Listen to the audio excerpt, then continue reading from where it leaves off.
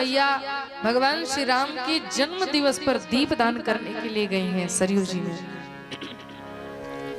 बालकों को लेकर के जब गई तो दीप दान करा रही है। प्रभु श्री राम से अनेकों दिया दान कराया।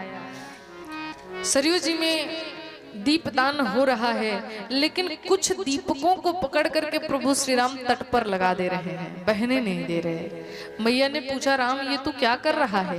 कहा, मैया जो दीपक मेरी ओर आ रहे हैं मैं उसे पकड़ करके किनारे पर लगा दे रहा हूँ।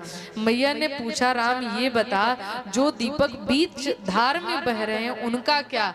भगवान ने बड़ा सुंदर संकेत किया। इसका तात्पर्य क्या है?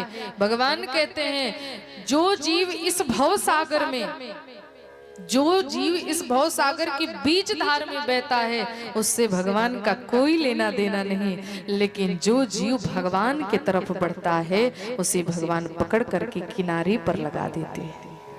जो दीपक भगवान की तरफ आ रहे थे भगवान उनको पकड़कर किनारे पर लगा रहे थे। इसका अर्थ है यदि हम भी भगवान की तरफ बढ़ेंगे तो आप एक कदम बढ़ करके देखो, भगवान आपको 100 कदम आगे आकर के आपको उठा लेंगे, इस संसार में डूबने नहीं देंगे। भगवान का संकल्प भी है, जो तू आवे एक पग, जो तू आवे एक पग मैं आऊं पग 60, जो तू होवे काठ सो तो मैं बनूं लोहे की लाठ। भगवान कहते हैं जो जीव मेरी तरफ आता है एक कदम बढ़ाए मैं 60 कदम बढ़ा देता हूँ, लेकिन जो मेरे सामने डंडा बन के खड़ा होता है ना तो मैं भी उसके सामने लोहे की लाठ बन जाता हूँ। समझ आया? इसलिए थोड़ी भक्ति, मैं ज्यादा नहीं कह रही कि आप सभी घर बार छोड़ करके जंगल चले जाओ, नहीं। गृहस्थ हो तो अपने सारे कार्यों को करो।